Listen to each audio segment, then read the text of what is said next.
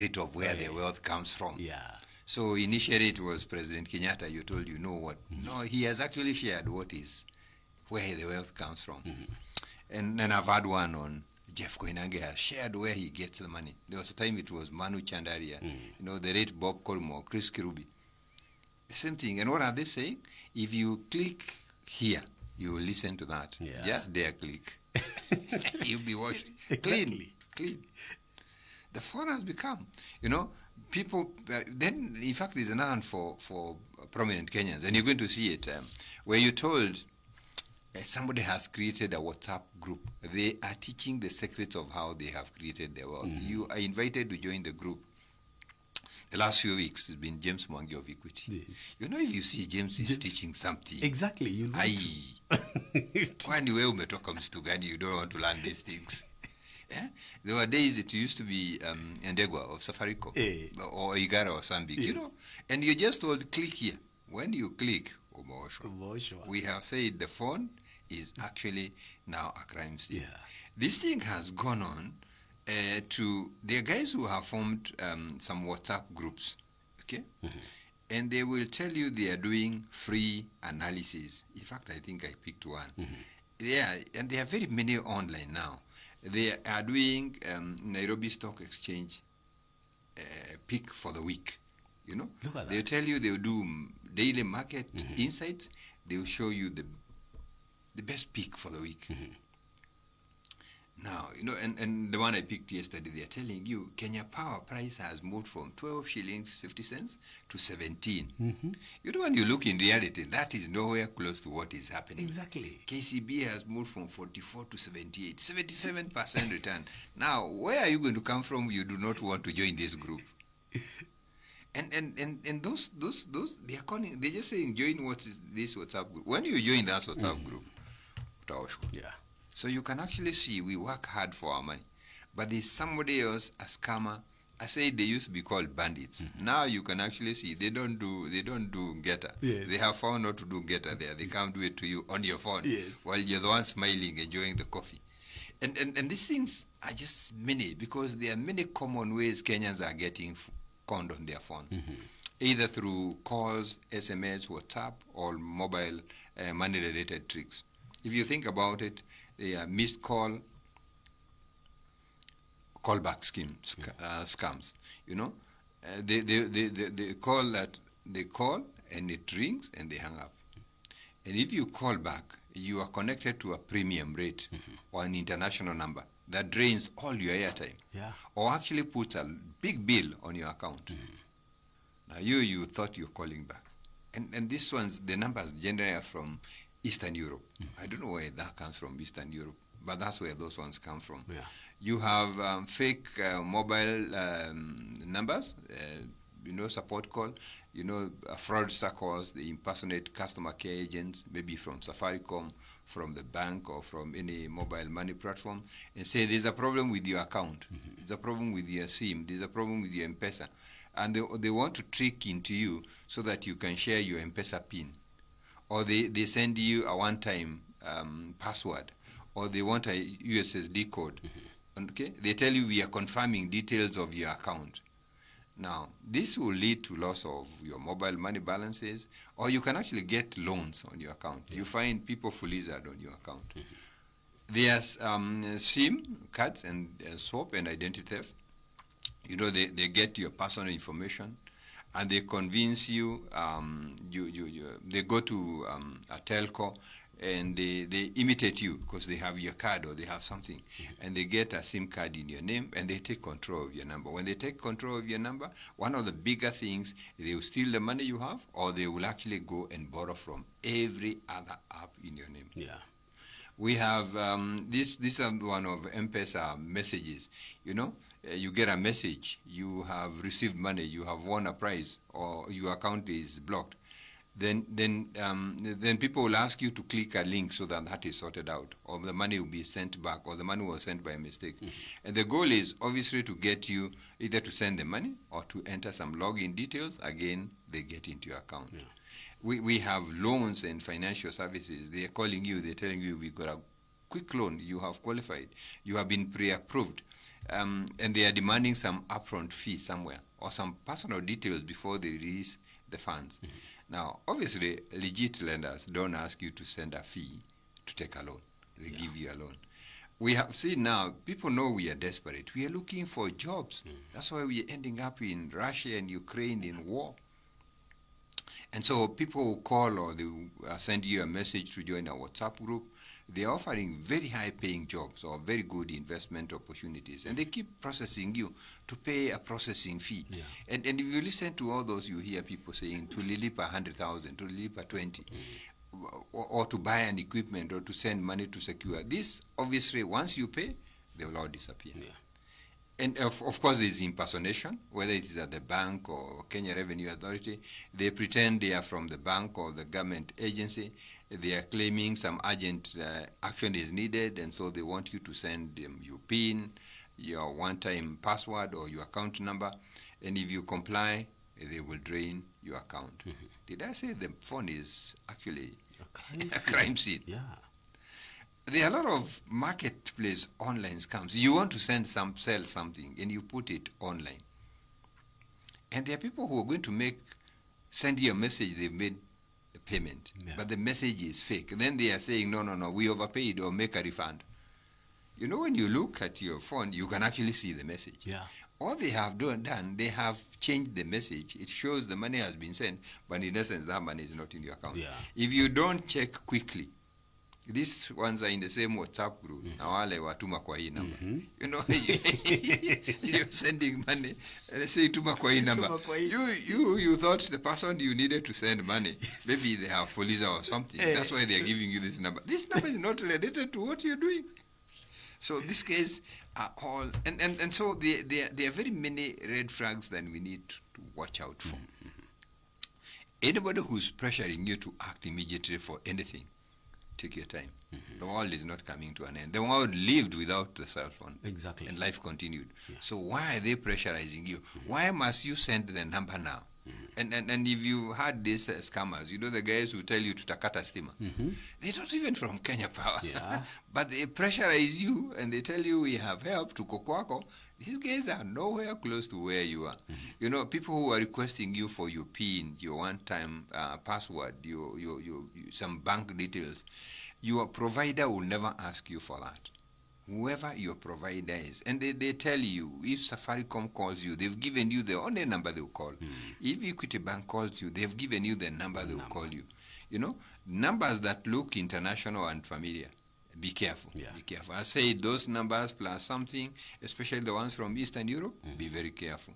When you get unsolicited calls or SMS, somebody's looking for help. Like I said, you know, it's your friend and you know them.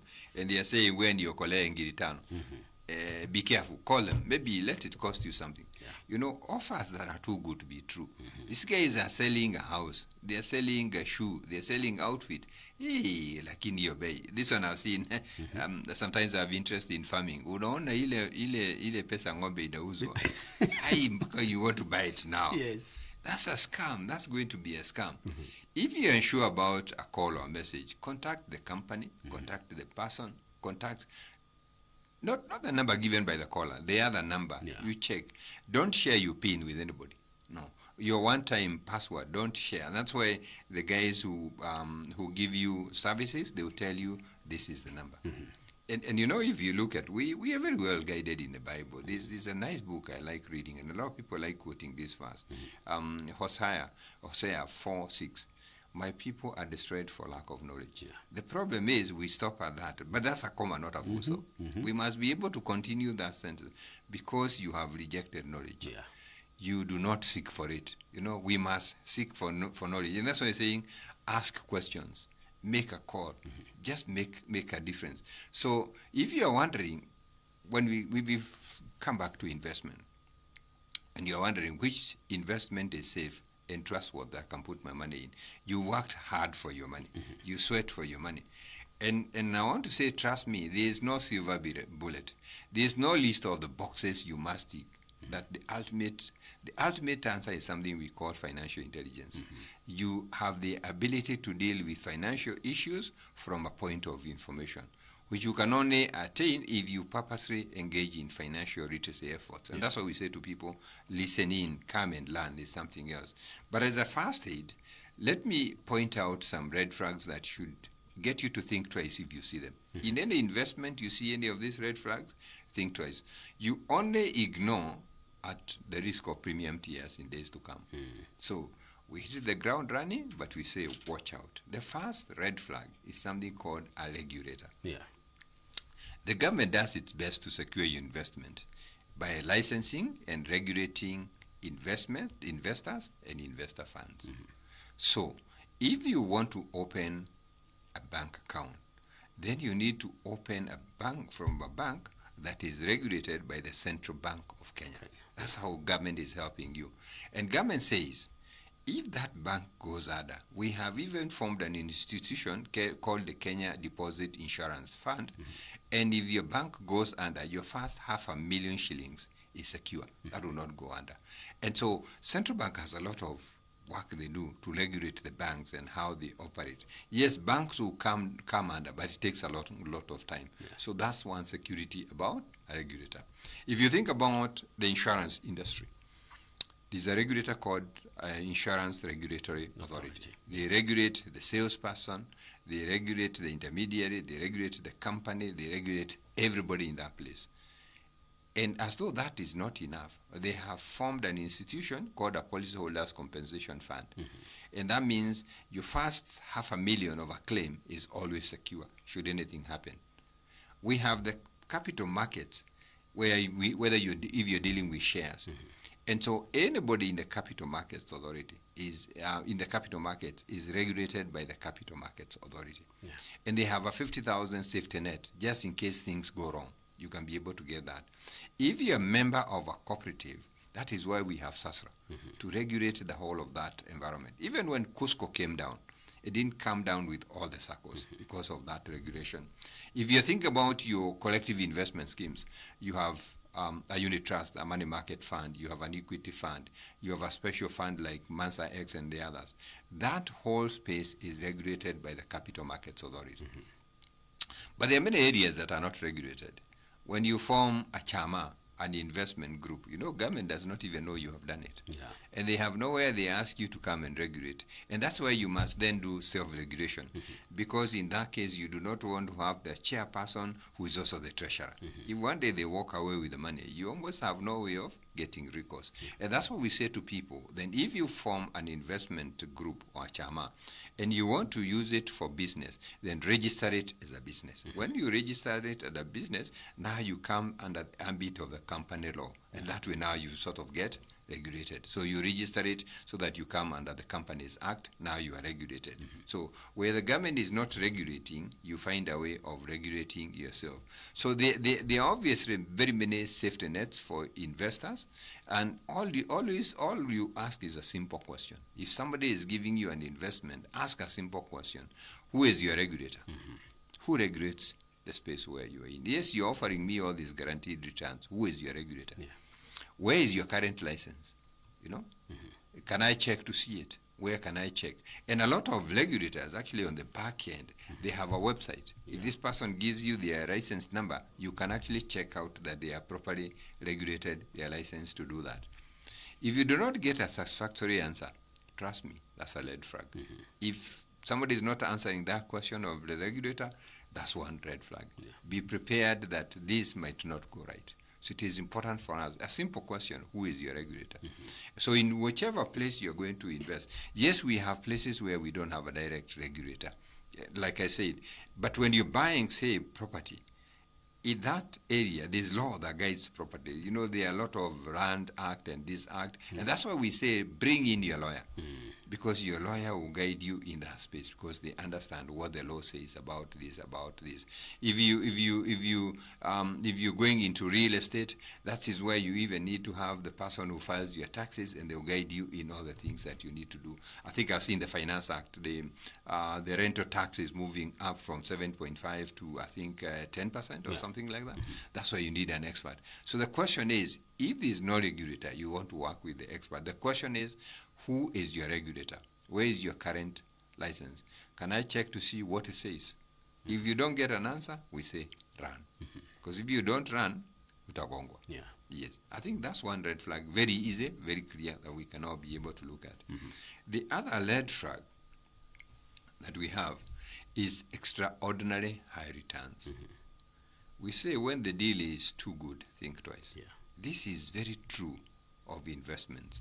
And sometimes we have what we call a baseline of interest rate returns. Government bonds give us the best baseline because they tend to be very stable. You say, what's the government giving? In treasury bills, the rate's about 7%, 8%. In the bonds, they're about 12%, 13%.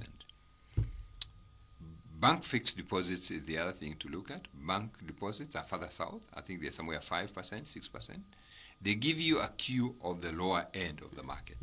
And once you get to the lower end, it's also good to think about the upper end. Yeah.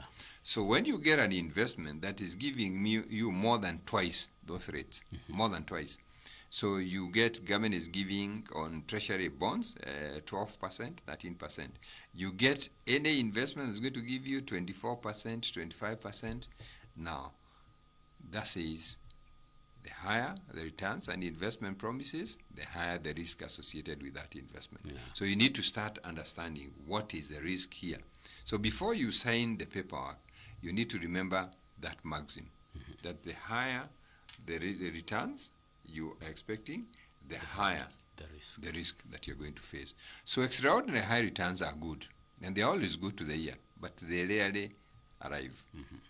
And so this is why you now must, this is a red flag. We are not saying it's not a good investment environment. There are many investments that can give you those returns. So that's why you just want to be cautious and look at it. Let me give you an example. In the last 1 year or so, equity funds have been giving very high returns, 50%, 60%. Now, equity funds are collective investment funds like the money market fund, but that money is all invested in shares. Yeah. The Nairobi Securities Exchange has done very well in the last couple of years. So some shares, and we see in shares like the Nairobi Securities Exchange itself, give a return of 100%. We have people like Kenya Power give a high return. There were a couple of them that give a high return. And because they were giving a high return, if a fund is only invested there, then they were going to get a high return. So you must get an understanding, where is this return coming from? Yes. The issue is you understanding where is this return coming from. Yeah. Yes, there are businesses that will give you a high return, but you need to understand. That's what we're saying. It's a red flag, getting you to ask questions. And I've seen, I talked about the bond, corporate bond by investment and mortgages that's on this week. They are giving 12.2%. And so it's obviously, you can actually see it is within the range of what we say the government is. So we need to understand, because when you're looking at these investments, and we get a lot of questions, especially about special funds, because special funds have tended to give returns of 24%, 25%, 28%. Then you're saying, one, do they have a regulator? Yes, they have a regulator. Who is their regulator? In fact, they don't have one regulator. They have multiple regulators.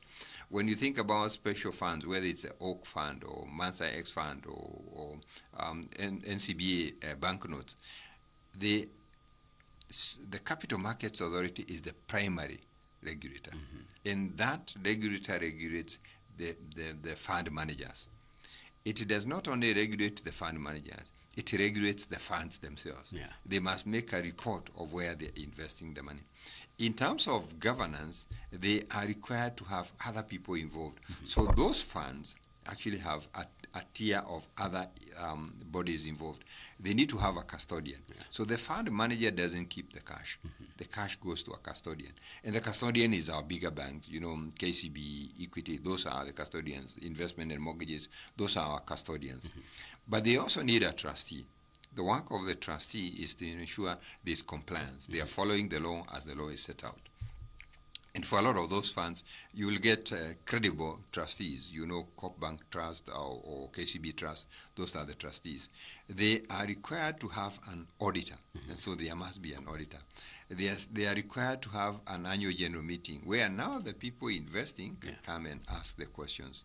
So you can actually see already the work the capital market is doing. Because part of the money is invested in the stock exchange, so they also have to be compliant to Nairobi Securities Exchange regulations.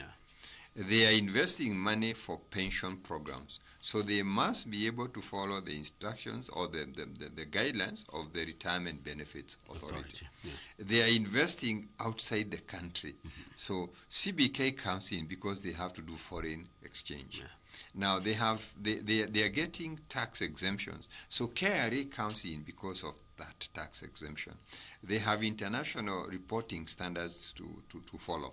So the body for the accountant, ISPA, comes into that. Can you imagine they have over 10 regulators? It's not easy to go to actually do monkey business because of the number of regulators that you have. So even when they have a higher return, they're able to explain themselves. Why are we making a higher return? One, because most of them have a big fund. I think one of them has a fund of slightly over 130 billion. They're able to invest in different continents. So some money is in the Americas, some money is in Europe, some money is in Asia, some is in Africa, some is in Oceania. So there's a whole distribution. They are not only doing geographical distribution, they are also investing in very many different places.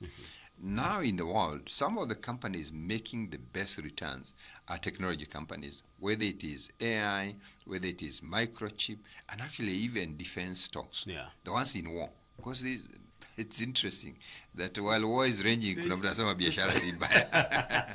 because they are making drones, they are making ammunition, they are making all those things. So there are people investing in that space.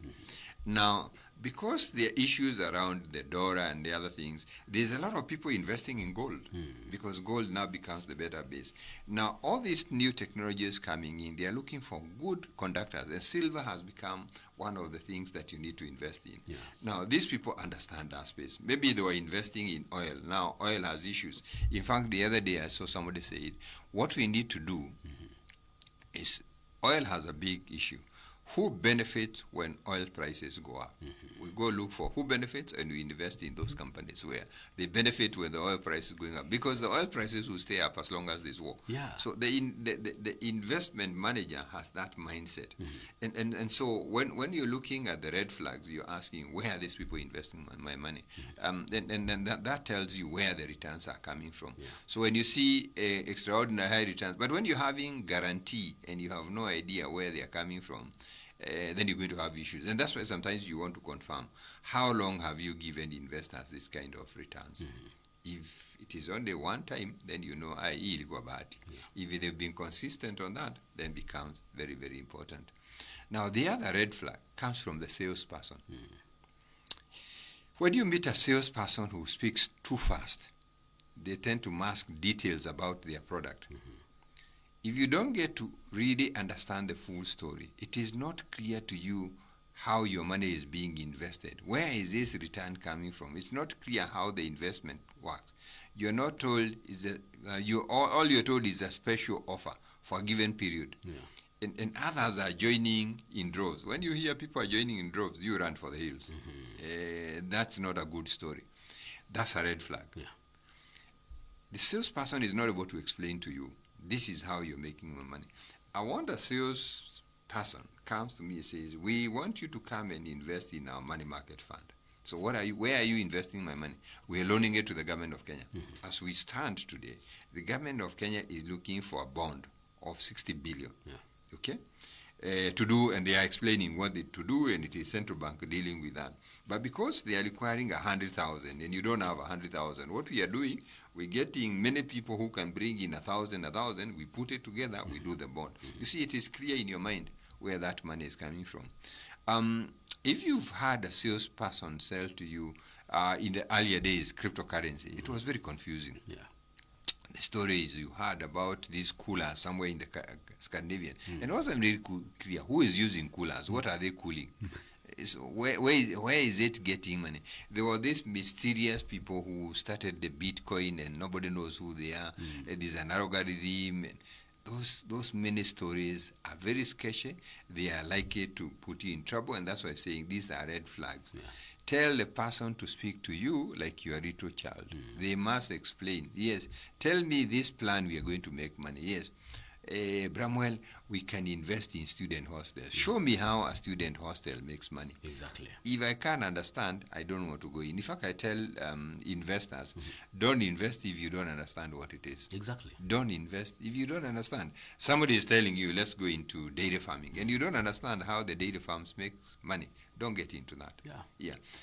You may not understand 100% of everything, because we all went to school and did different things. So when somebody is trying to explain to you how forex works, it might be complicated, but on the broad side, you would have an idea what they are talking about, and that becomes very, very important. So if your salesman is talking and everything looks good, there are guarantees, your money will not get lost, you're going to get a return, hey, remember the salesperson who sold you the pyramid scheme. In fact, they tend to have been your friend. Yeah, they were your friend. And they told you this is a secret for the chosen few. And not everybody is learning this thing. And what happened? Premium tiers. Yeah. Premium tiers. So when you hear limited offer, people are coming in, it is only for this period, it is for select people. This world is open enough. Yeah. It's nothing like for select people. So that becomes another red flag. So we've seen the regulator can give you a red flag. We have looked at the salesperson. Yeah. We have looked at the return. The last one is about the professional. People spend years in school to understand their trade. For you as a journalist, it's taken you time to see to where you are. Yeah. You didn't wake up one day, they say, this is the mic, this is the pen, where and the layer. No. You go to school. Yeah. When you eventually qualify, when they eventually qualify, they even join a professional body. Why? For peer regulation. Yeah. Okay. And government issues practicing licenses. And for peer regulation, we even have continuous professional development. Yeah. So isn't that what doctors go through? By the way, how long do they take before we call them a consultant? These guys have taken 10 years in school. They have invested a lot. And even when they come, in every hospital you're going to hear something called CME, continuous medical education. Our lawyers, they even had to go to law school. And as though that's not enough, our accountants, and they have to have CPD. Our engineers have to be registered, our architects, even insurance professionals, bankers, investment professionals, and many others. And these professionals are required to provide recourse if their advice doesn't work. Yeah. And so if they don't do the right thing, they lose their practicing license. Exactly. Okay.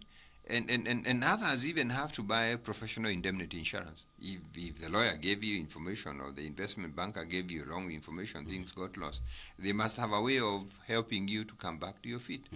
So why do you think it should be different for those who are asking you to invest with them?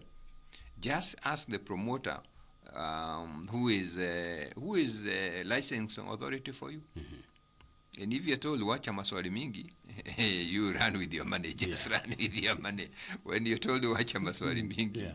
Because this person, and the good thing is most regulators actually, they have a website, and these guys have a number. They'll tell you, this is my number, go to this website, you're going to find me there. A lot of people, is almost a requirement, you're going to find the certificate. But they're on your doctor's wall. You'll either find a graduation photograph or their license. They don't even tell you, it's up to you to look up the wall. Exactly.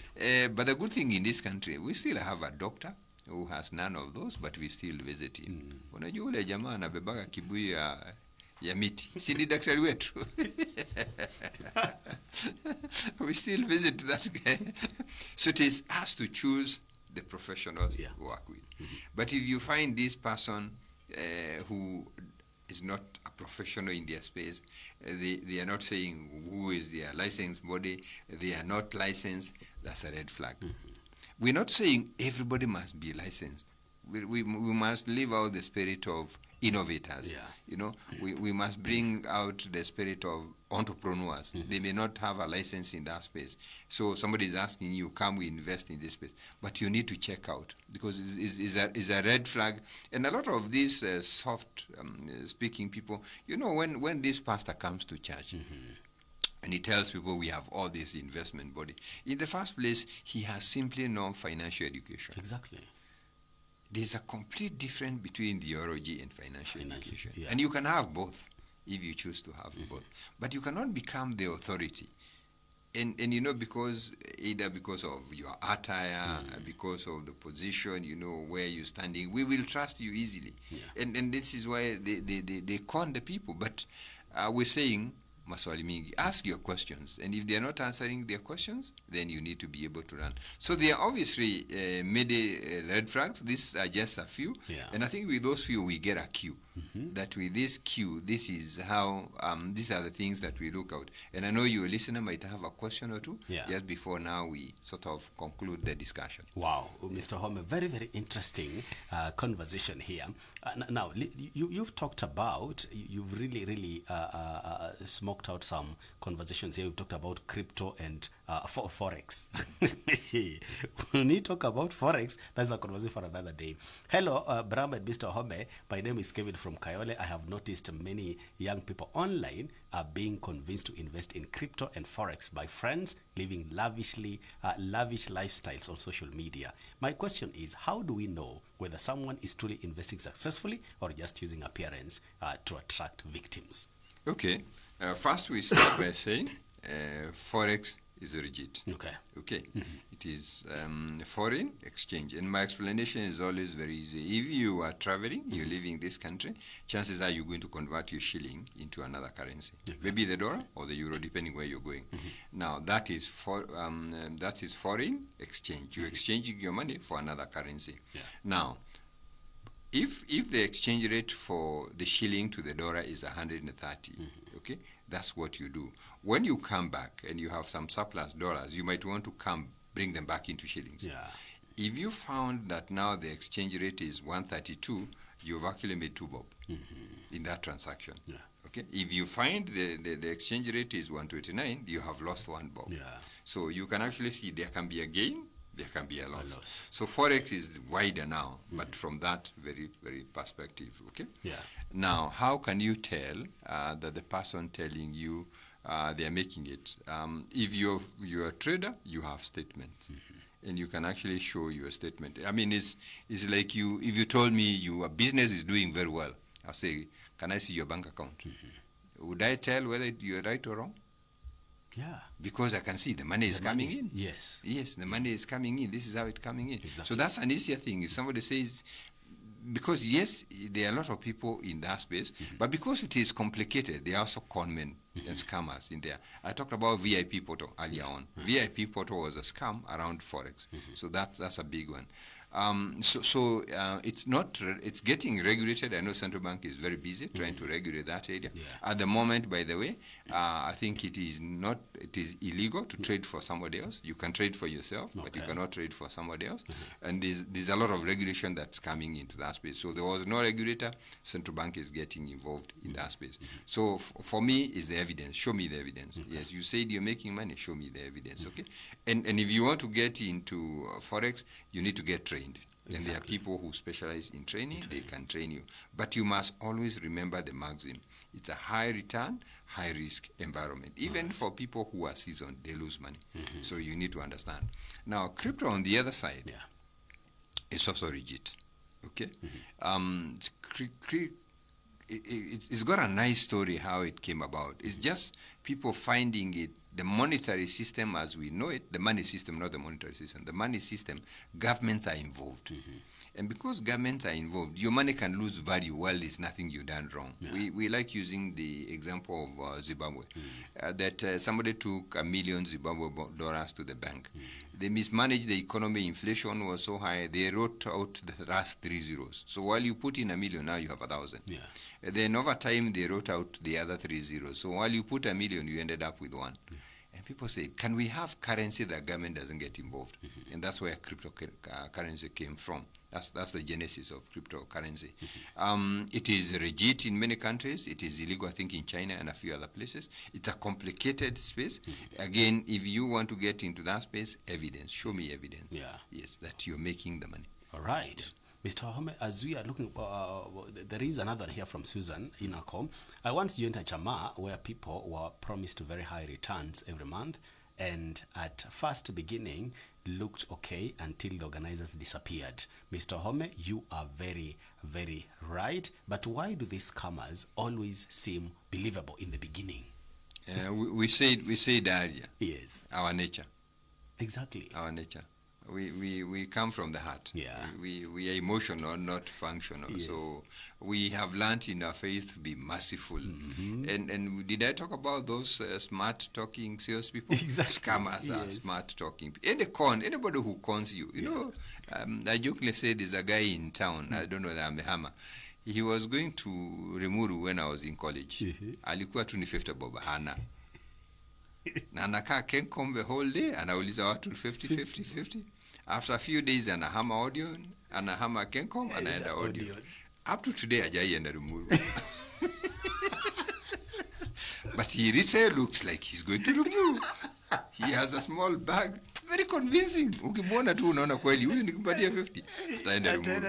And he has a story why he's never gone to Rimuru. But you never know because he's dealing with different people. So he makes sure he looks it. Exactly. And so a lot of scammers, if they are talking big money, they look big money. Just think about those guys who conned the Mzungu the 37 million. Yeah. I mean, that place, even if you walked there, it actually looks like, yeah, this is a place for trading gold. Yeah. I think they have invested maybe 10 million to make the house believable. When you walk in there, it looks real. Yes. Until they sell you fake gold. Look at that. Yes. So what she's talking about is nicely a pyramid scheme. Yeah, those are what we call pyramid schemes. Yeah. You come in, the guys are convincing. The first few weeks, it works very well. And it works very well so how you can bring in your friends and bring in your friend. And after some time, they've gathered enough. They disappear. They're gone. That was the intention. And nowadays we have a name for that. They are called smart boys. Oh, they're not smart. We're messing up English now. That is the name currently. We're messing up English. Smart boys. Anyway, Mr. Obe, let us conclude. Okay, so thank you. And I think it is important that we secure our hard-earned money, you know, from financial scammers, from crooks. And the way to be able to do that, we actually need financial intelligence so that we can be able to build our capacity as a way of doing that. And that's why we ask people, engage in financial literacy programs. I know many times you've told them they need to read, and you've given them a good book that they need to be able to read. But starting Tuesday, the 26th of May, we have a new season of the Wealth Creation Masterclass. Tuesday, the 26th of May. And 26 itself is just an open day. So you're free, you can come. And you come to that masterclass. And we're giving a discount to Wahomini listeners. You will get 5% of your fee if you tell us you came from Wahomini. 8.3 FM. We'll give you a 5%. You tell us you came from Wahomini and you joined the class. So you need to register. You need to register this week if you want to come. If you want to get that offer, register this week so that you can actually come in on 26. You're going to get a 5% discount. So just text, and you text your name, your intention to 0708-150-137. Just say you're from Wahomini. You get yourself a 5% discount so that we welcome you. It's an 11-week journey. We're going to do discovery in personal finance. We'll be like-minded people. We learn together. It's a very, very structured program. The lessons are very personalized. It is just investing 2 hours on Tuesday evening, 2 hours on Thursday evening between 7 and 9. And yes, you will get a chance. So just send your name there. 0708-150-137. And like I said when we started earlier, today we have a program just for people in the sales environment. So if you're in the sales environment, you make sales, and you want to come in and just learn how to make a presentation, that's what we are looking at. So again, 0708-150-137. So indicate what your intention is. We want you to better yourself, so join the class. We are delighted. We hope the scammers can stay away from you. But because the phone is a crime scene, it is you to stay away from the scammers. Those things that they are enticing you on the phone, be cautious. Be cautious. Yes, we've been advised to be wise, Exactly. and this is the time to be wise. All right. Yeah. Thank you so much, Mr. Wahome, for your time this morning. We've learned a lot, and I do believe that our listeners have also taken time to internalize this. Thank you so much, Mr. Wahome. Thank you. All right, my dear listener, remember this next intake on masterclass, all right, that is coming up on 26th of May. It will be a Tuesday. Take advantage of this discount, 5% off, all right, if you come from Radio Mini. So why don't you send your interest on 0708150137 and make sure you get a copy of the wallet words, all right? Coming up next is a beautiful conversation about our health, hypertension. Stay tuned to Radio Mini 88.3 FM.